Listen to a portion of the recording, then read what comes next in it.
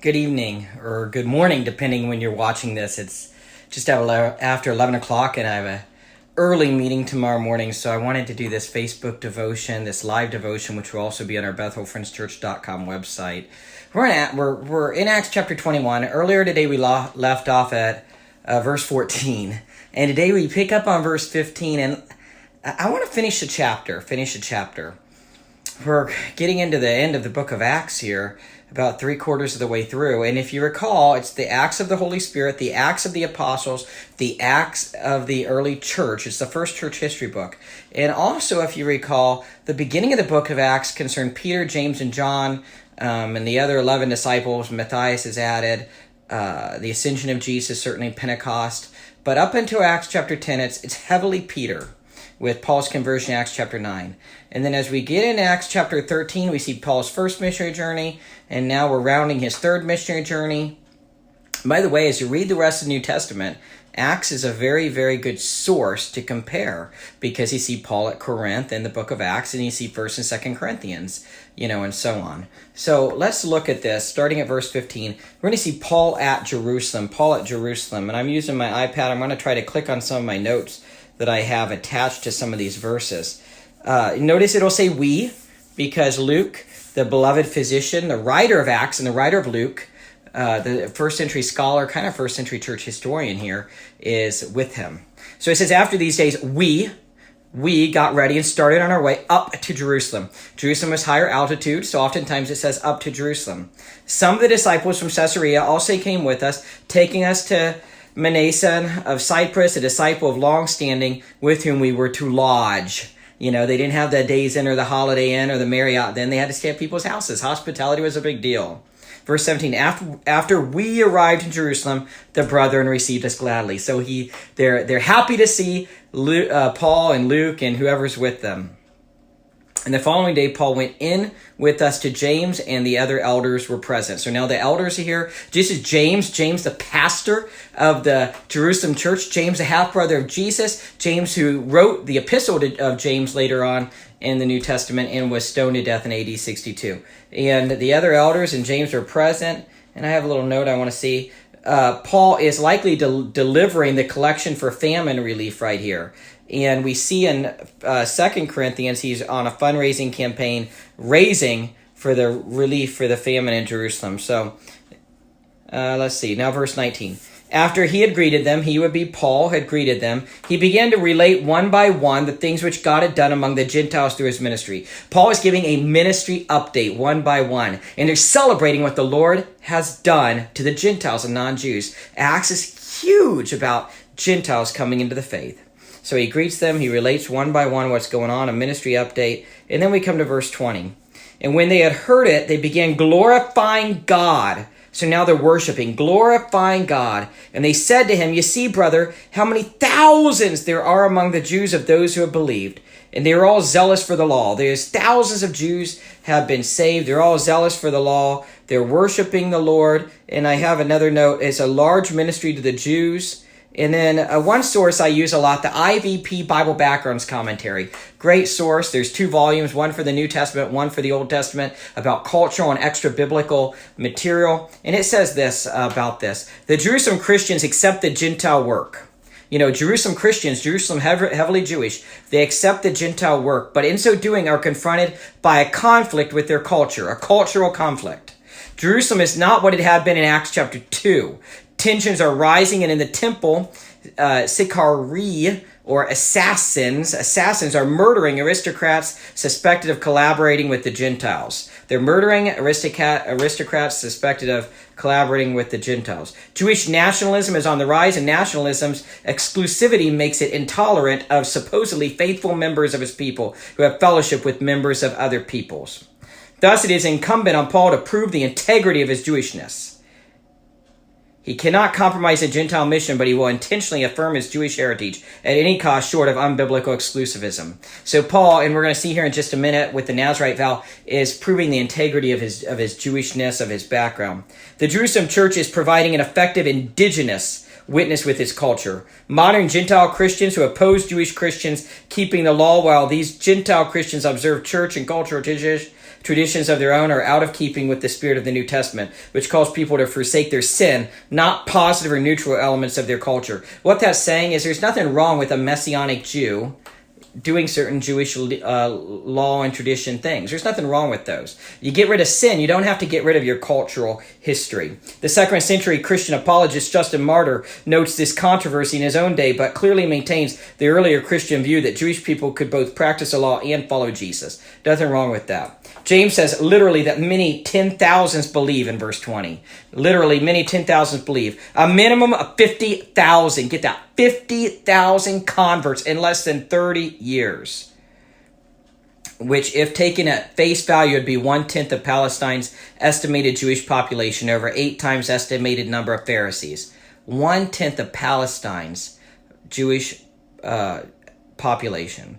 James himself was martyred by the pro-Roman aristocracy a few years after this time, but his witness to his culture had been so effective that the populace of Jerusalem demanded the removal of his killer from office. Isn't that interesting? And I just actually, I've read that before, but must have forgotten that. His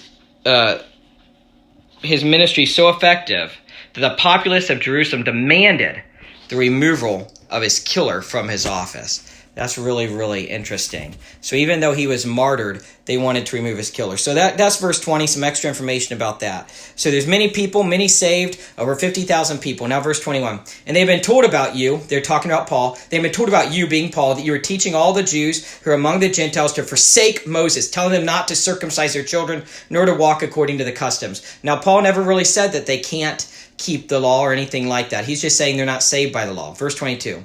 What then is to be done? They will certainly hear that you have come. Therefore do this, that we tell you. We have 4 men who are under a vow. Under a vow. Nothing wrong with a vow. And it seems to be a Nazirite vow, by the way. And I have another little note I want to share about this. There's the idea of integrating Paul into a vow because of wrong stories. These precautions are to protect Paul from false accusations. So, they're going to just show that he still keeps certain Jewish laws. Let's keep going here. Verse 24. Take them and purify yourself along with them. Paul is going to purify himself under the Nazirite vow along with them. And it says, and pay their expenses, so they may shave their heads, and all will know that there is nothing to the things which they have been told about you, but that you yourself also walk orderly, keeping the law. Remember, Paul was a Pharisee trained by Gamaliel. And so he did keep certain Jewish vows. He took it very, very carefully. Verse 25. But concerning the Gentiles who have believed, we wrote, having decided that they should abstain from meat sacrificed to idols, and from blood, and from what is strangled, and from fornication. That's Acts chapter 15. Remember the Jerusalem council, the first church council. Verse 26. Then Paul took them in, and the next day, purifying himself along with them, went into the temple, giving notice of the completion of the days of purification, until the sacrifice was offered for each one of them. So he's making it public. He's kind of making a silent public statement that he still keeps certain Jewish laws. He gave a sacrifice. The sacrifice is not for sin. Jesus is the ultimate sin sacrifice, but he was giving a sacrifice along with them, along with the Nazirite vow. So now he's going to be seized at the temple, starting at verse 27. And verse 27 says, when the 7 days were almost over, in other words, for the vow, the Jews from Asia, remember Asia is like modern-day Turkey now, upon seeing him in the temple, began to stir up all the crowd and laid hands on him, crying out, men of Israel, come to our aid. This is a man who preaches to all men everywhere against our people and the law, capital L, in this place. And besides, he has even brought Greeks into the temple, has defiled this holy place. So they're raising accusations against Paul. Those riots still continue. And there's a 2-part accusation against Paul right here. I got to switch my hands on the phone. I have a tripod at the church, but not at home. So there's a 2-part accusation against Paul. One is that he preaches against their people, the Jewish people. That's one accusation. 2, that he brought Greeks into the temple. And really there's no weight to these accusations, because they're saying he defiled the holy place. Verse 29. For they had previously seen Trophimus, the Ephesian, in the city with him, and they supposed that Paul brought him into the temple. Again, it's just conjecture. Verse 30. Then all the city was provoked. All the city was provoked. And the people rushed together. And taking hold of Paul, they dragged him out of the temple, and immediately the doors were shut. Verse 31. While they were seeking to kill him, a report came up to the commander of the Roman cohort, that all Jerusalem was in confusion. Now the Romans wanted to keep Jerusalem peaceful. A lot of commerce had to come through Jerusalem. Back then, most of the time, though sometimes they did, but most of the time they just would not cut right across the Mediterranean Sea. You had to go through the Middle East. A lot of commerce went through Jerusalem. They wanted to keep peace in Jerusalem. So a Roman cohort is notified, which is a battalion really. The commander is notified. Commander is a guy in command of 1,000 troops. So you're seeking to kill him. By the way, there's no due process here. No due process. There's no trial, etc. They just want to kill him. And it says all Jerusalem was in confusion. Now we come to verse 32. At once he took along some soldiers and centurions and ran down to them. And when they saw the commander and the soldiers, they stopped beating Paul. So they are actually literally physically beating Paul until they see the commander. And then that stops. Now verse 33. Then the commander came up and took hold of him and ordered him to be bound with two chains. And they began asking him who he was and what he had done. So you're trying to find out. Verse 34. But among the crowd, some were shouting one thing and some another. And when he could not find out the facts because of the uproar, he ordered him to be brought into the barracks. So bringing in the barracks. By the way, this is also Pentecost, so there are many Jews in the crowd to celebrate it. The population is larger. Verse 35, when he got to the stairs, he was carried by the soldiers because of the violence of the mob. They're actually having to carry him because of the violence. Verse 36, for the multitude of the people kept following him, shouting, away with him. They're following, away with him, away with him. Verse 37, as Paul was about to be brought into barracks, he said to the commander, may I say something to you? And he said, do you know Greek? Do you know Greek? So Paul is speaking in the Greek language, which is a sign of a learned person. The protesters are speaking Aramaic. Paul knows Aramaic, Hebrew, Greek, who knows, maybe even some other languages. He's a learned person. Verse 38, then you are not the Egyptian. The commander is saying this. Then you're not the Egyptian who some time ago stirred up a revolt and led the 4,000 men of the assassins out into the wilderness. So the commander thought that Paul was someone else, this Egyptian. Now, the IVP Bible Backgrounds commentary shares about that. Josephus, the Jewish historian, wrote of a false prophet from Egypt who gained a following of roughly 30,000, a figure less realistic than those given in Acts. And the Roman governor Felix, chapter 23, verse 24, defeated him. But the Egyptian himself escaped. Most of the messianic prophetic figures reported in this period gained followings in the wilderness, in the desert area. Perhaps expecting deliverance to come like a new Exodus under Moses. That's talking about false messiahs of that day. There were false messiahs going on.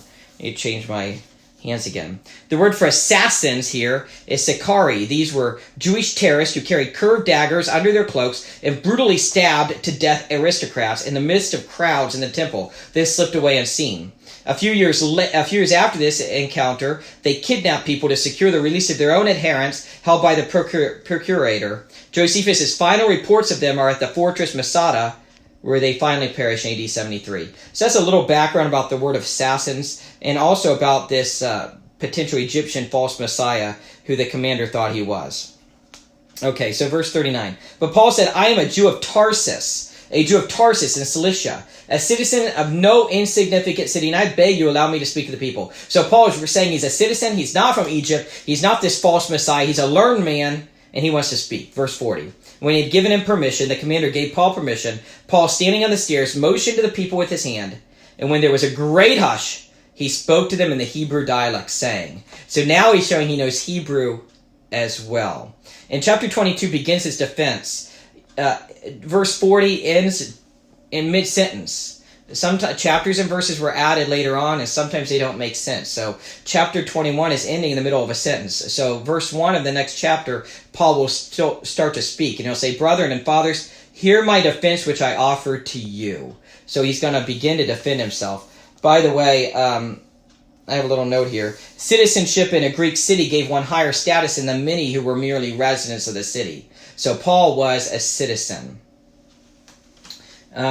Citizens were considered above transients and rural people. One became a citizen only by birth in a citizen family or as a grant from the city authorities. City pride and rivalry were fierce in antiquity, especially in Asia Minor, and Tarsus was a prominent city. Notice how Paul said, I'm a citizen of not an insignificant city. Tarsus was an important city. Tarsus' citizens were not automatically Roman citizens. It was not a Roman colony. But Paul saves his disclosure of Roman citizenship as a trump card in case he needs it later. But he does say he's a citizen right here of Tarsus.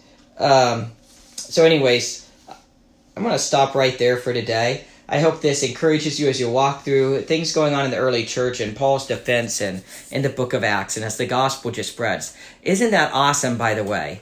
The church in Jerusalem has spread to over 50,000 people in roughly 25 years. I think we're around AD 60 right now, maybe 58, maybe even a little earlier than that. And if you think about Jesus' death and resurrection, around AD 30, maybe even 33, 25 to 30 years, 50,000 people. The gospel is just spreading. The Holy Spirit is working, and the Holy Spirit is still working today. Have a good night and a good day in the Lord. God bless.